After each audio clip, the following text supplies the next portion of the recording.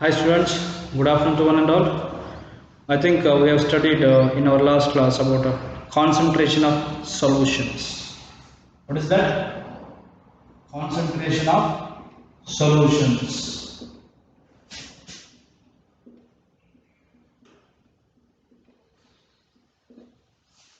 So how to find how much concentration the solution is having? For that we had three formulas. One is mass by mass, mass by mass. Then next we had mass by volume, and the third one volume by volume. Mass by mass means mass of solute by mass of solution. Similarly, mass by volume means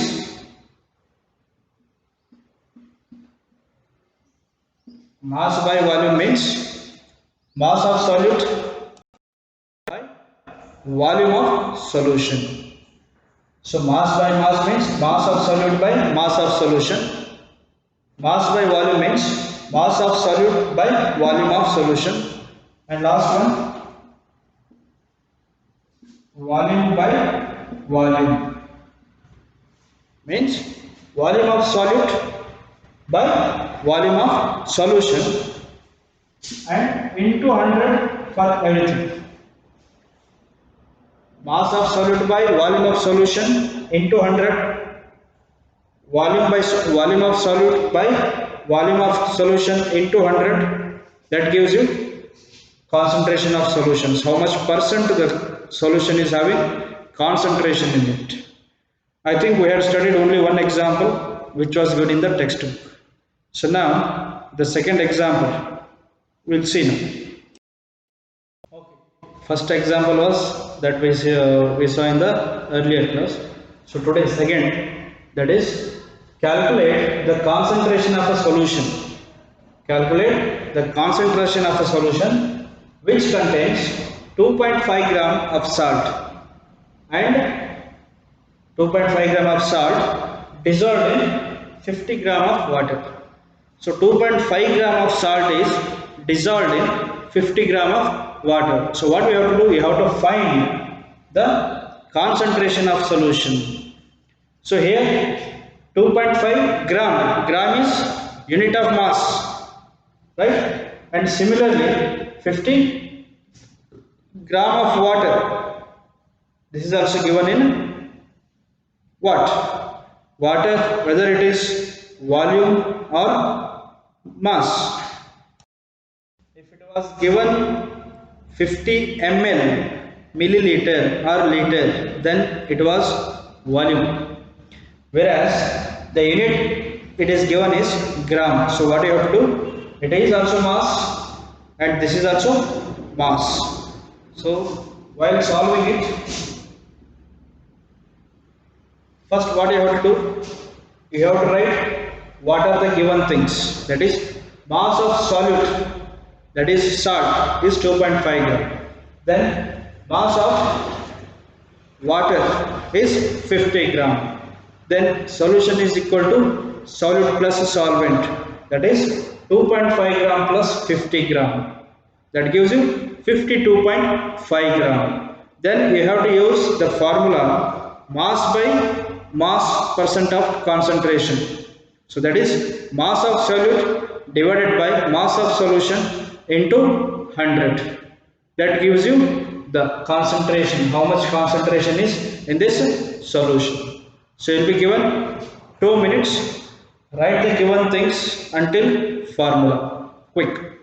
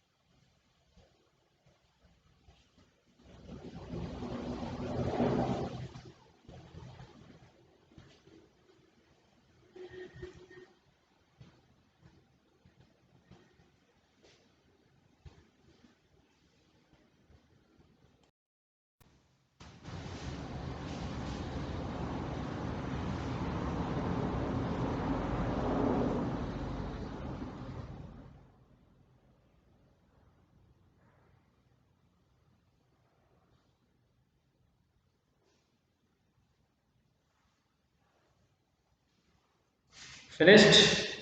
Okay, we'll see that. Listen. First, what we have to do, we have to write given things. What is that? Mass of solute. Which is solute here? It is salt. So how much it is? It is 2.5 gram. The next, mass of solvent, that is water. So it is 50 gram.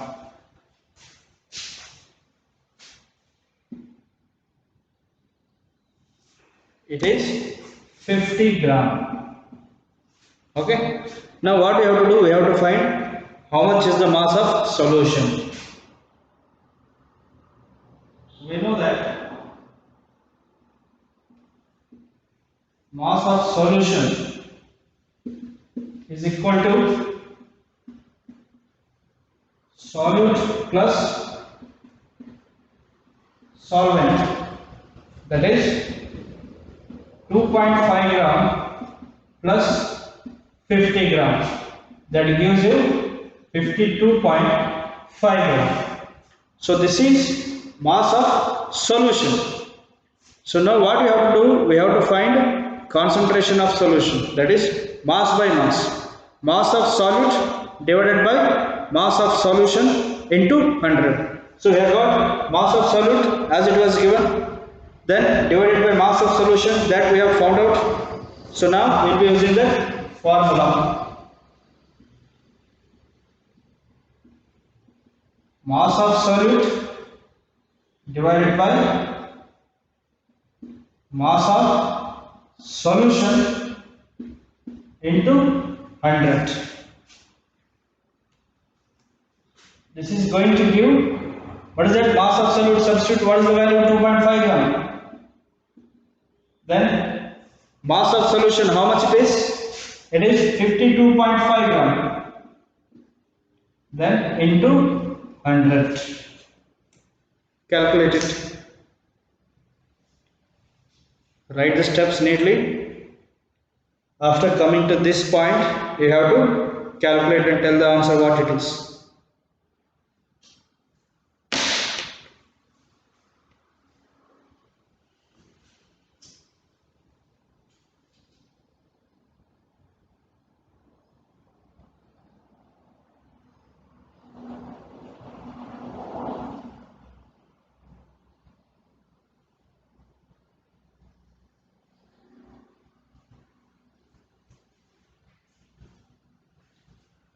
Finished?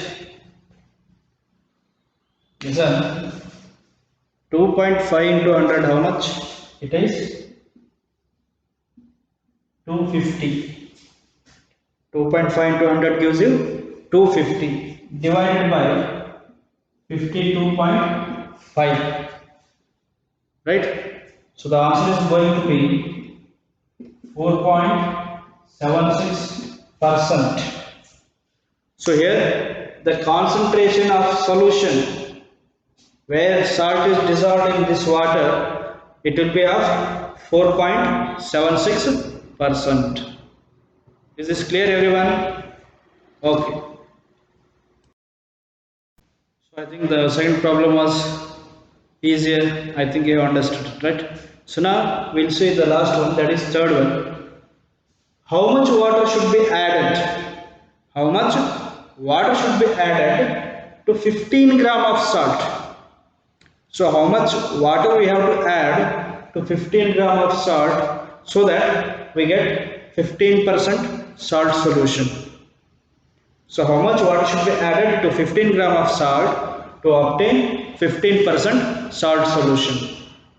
This, you note it down and you solve it, and we'll discuss this problem in the next class so that you can try at your home. Copy it down. 1 minute.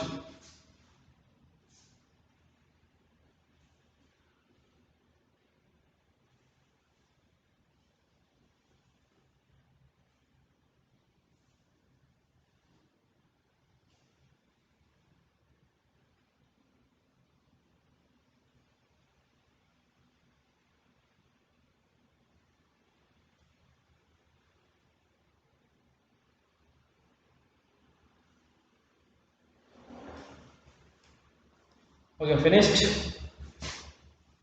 Finished? Alright. Try to solve it at home. First understand the question, then go for solving it. Okay, next it is about suspension.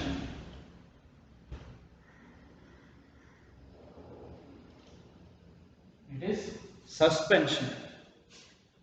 So what kind of solution is said to be suspension? In the activity 2, what we did? We took a beaker and that beaker was named as C, where it was added with chalk powder or wheat flour. Then water was mixed into it and it was continuously stirred with the stirrer rod. So after that, this beaker C which was having the solution of chalk powder is said to be suspension. Means this suspension is going to be always a heterogeneous. It is going to be a heterogeneous mixture. It will be a heterogeneous mixture in which particles do not dissolve. In which particles do not dissolve. They remain suspended throughout the bulk. So suspension is, it is a heterogeneous mixture in which particles are not going to dissolve but they remain unsuspended throughout the medium or throughout that bulk. And as they do not settle down, they are visible. They are visible to our naked eyes. So activity 2, beaker A and B. In activity 2, beaker A and B, it was having solution where the particles were not able to see, where the particles were not able to be seen by us because they completely dissolved. But here in suspension, that was about beaker C in activity 2, where the chalk powder or wheat flour, it is getting mixed, but still the particles are visible to our naked eyes and they remain unsuspended throughout that medium. Then what are its properties? Properties of suspension. First thing, the same, it is a heterogeneous mixture. What do you mean by heterogeneous mixture? What do you mean by heterogeneous mixture? A mixture in which the composition is not uniform throughout. The composition is not uniform throughout. For that, we call it as heterogeneous mixture. Then the particles are visible. Particles are visible to us. So we can see those particles which are floating in that beaker C. Then these particles are going to scatter a beam of light. Scatter a beam of light. For example, if this is the beaker which is suspension in nature, means which is having suspension in it, if the torch is switched on from this end, it's scattering, it is scattering in this glass, it is moving through this glass and coming out.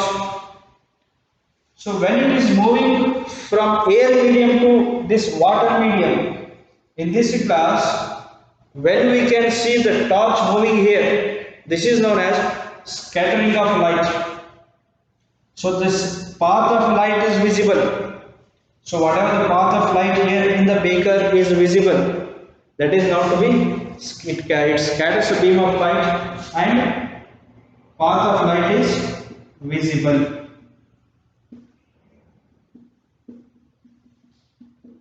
Path of light is visible. And here the solute particles,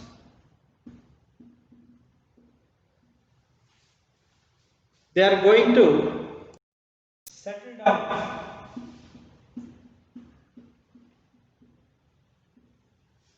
The solid particles in suspension are going to settle down when it is undisturbed. When the beaker is left undisturbed, then whatever the solid particles are there, it is going to settle down in the beaker. Once it gets settled down, if we don't disturb it, that can be separated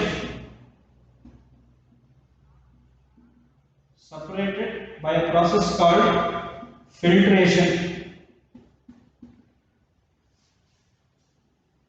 Yes, when it is left undisturbed, the particles are going to settle down, and once it gets settled down, we can separate those particles by a process called filtration. So when particles are going to settle down, its suspension is going to be broken. Once, if we don't disturb that beaker, the particles are going to all settle down here. So whatever the particles are settled here can be separated by a process called filtration. Then it breaks the suspension, and this scattering of light, it is not going to be there anymore. The path of light is not visible anymore when that solid particle settle down and it breaks the suspension. So these were the properties of suspension. One is it is a heterogeneous mixture. Then particles of it are easily seen by our naked eyes. Then it is going to scatter a beam of light, and hence its path of light is visible. In case if it is left undisturbed, its particles are going to settle down, and that settled down particles can be removed or separated by a process called filtration. Once it gets separated, once its particles settle down, then this suspension is broken. So therefore, once that suspension breaks, then this path of light is not going to be visible anymore. Means it doesn't scatter any beam of light. Is this clear? So these are the properties of suspension. Then next we have colloid. We have colloid. What is this colloid? Actually, this colloid is going to be looking like homogeneous. It looks like homogeneous, but it is not going to be homogeneous. It will be heterogeneous. What we did? There was a beaker named D in activity 2, where we had poured few drops of ink or milk. So after adding ink or milk to this water, it's going to get completely with that water. It is getting spread uniformly. It gets uniformly spread throughout this solution. For that we call it as colloids. So as this ink is getting spread out uniformly in this beaker D, it is spreading out uniformly. It shows that its particles are smaller. If its particles are smaller, then it is not going to scatter a beam of light. It looks like homogeneous, but it is not homogeneous, it is heterogeneous mixture. As these particles are smaller, we cannot see them with our naked eyes. And these can scatter easily beam of light through it. Okay? Okay. There is another concept called Tyndall effect, but we will come back to collide again after a few minutes. What is this Tyndall effect? It is nothing but what we have studied till now. Scattering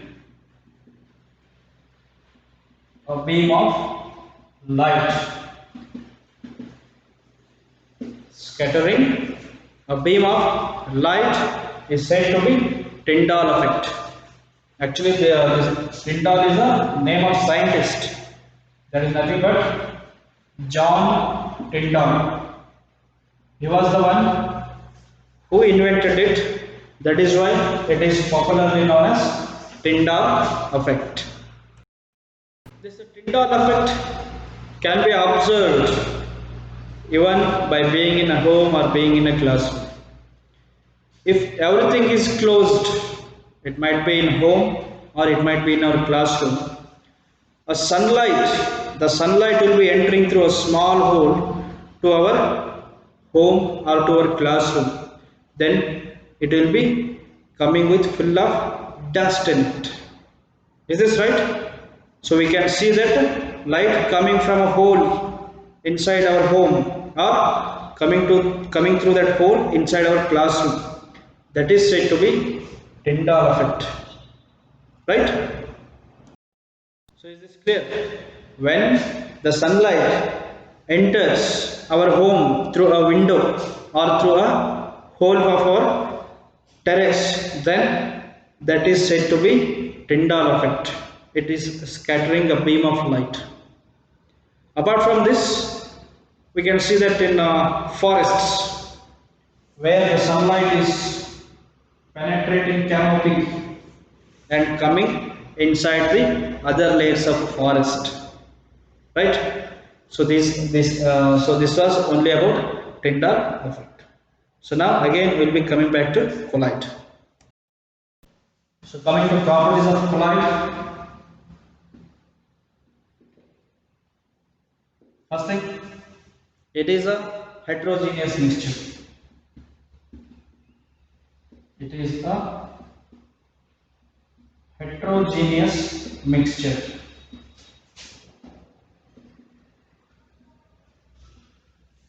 It is a heterogeneous mixture means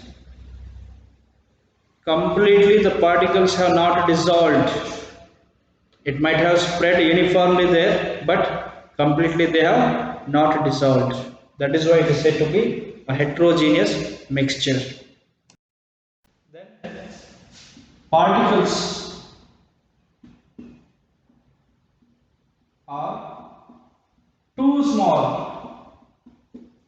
Particles are too small. If particles are too small, then what happens? We cannot see it. We cannot see through our naked eyes.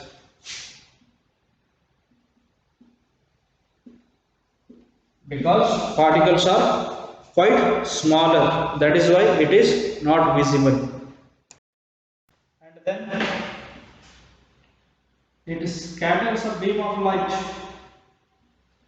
It scatters a beam of light, and that scattered beam of light, its path is visible. Path of light is visible. Right? And then these particles do not settle down.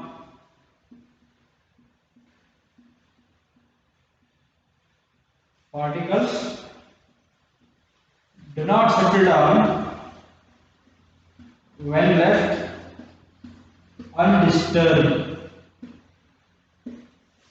So earlier in suspension, we saw that if that solution is left undisturbed, then the particles are going to settle down. That was in suspension.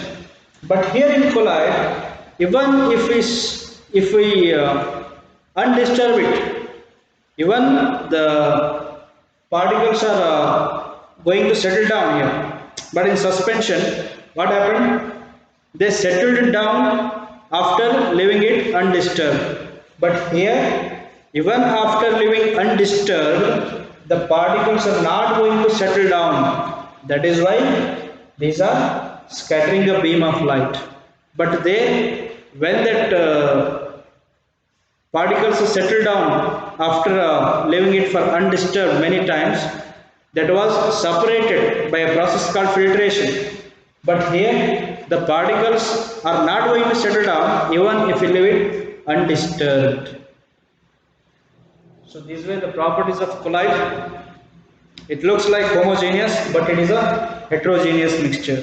Then particles are too small, so they cannot be seen through our naked eyes. Then it is going to scatter a beam of light. It shows that the path of light is visible. Then particles are not going to settle down even if that is left undisturbed. So till now we have studied about suspension and its properties, colloid and its properties. Then we have solved one here and one problem is given for you to do in the home. Alright, so what you have to do? You have to keep reading textbook. I keep saying often and often, have a habit of reading textbook so that it makes you easier. So read textbook more, try to solve that given problem, and then you have to write all these properties, read and write. So today's homework, solve that given problem, that is problem number 3, right? And then you have to write the properties of suspension and colloid. So the remaining part we will see it in the next class, right? So till then, be home, stay safe, right? Take care of yourself, take care of your health, keep reading textbook, right? See you in the next class. Thank you.